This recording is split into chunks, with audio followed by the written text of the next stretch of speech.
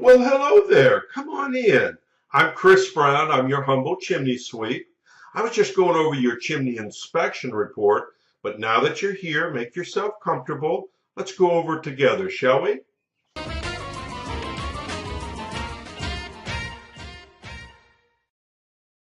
Okay, now let's take a look at the inspection report and see how it reads out. This is a generic report. This is exactly what you will get, only your information obviously will be filled into all these blanks.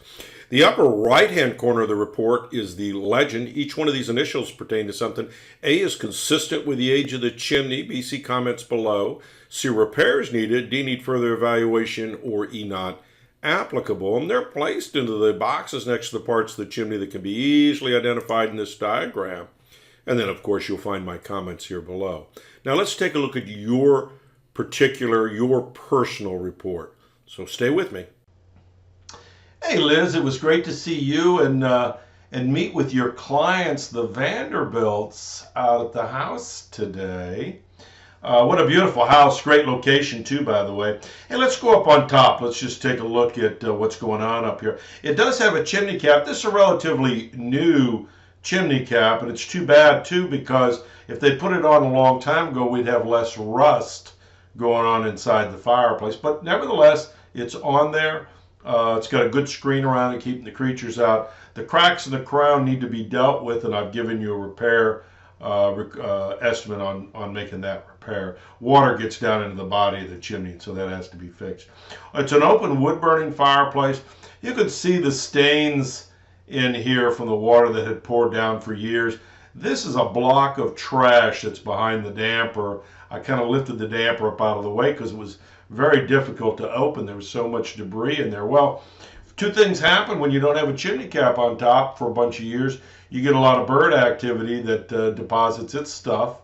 You get just ordinary leaves and debris. And of course, you get a mountain of water that comes down the chimney. So that mountain of water, unfortunately, freezes things up. Now, we don't need to be using the fresh air vent, so it's not a problem. House is not airtight, so you're not going to have a problem with that. And the ash dump door, most people don't use them anyway. Most of them, they're just there. They just build their fires on top of them, let it go at that. So anyway, don't see any problems that need to be fixed there.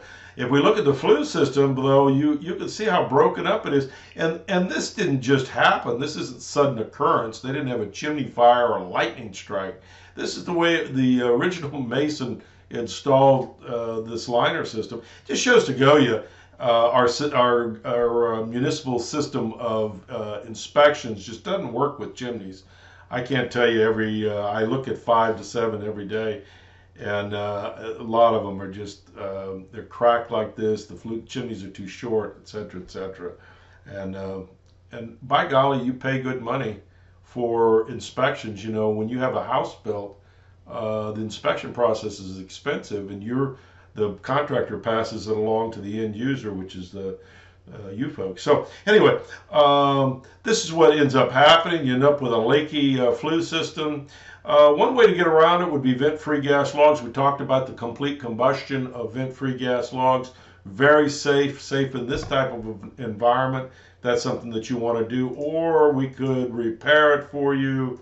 Let's get that up. I've given you an estimate. I've attached this to your PDF that will go out tonight. Basically, slip forms have been around for over 100 years. Basically, it just pulls a form up through here and fills all the cracks and holes with refractory cement, sealing it back up. So that can be done. There's an estimate for doing that if that's something that you want to do. My recommendation is go for the vent-free gas logs. I think it's a better choice, but that in the end will be your choice. So questions for me, give me a call, 704-526-6348. You can email me at chris@affordablesweep.com. Thank you.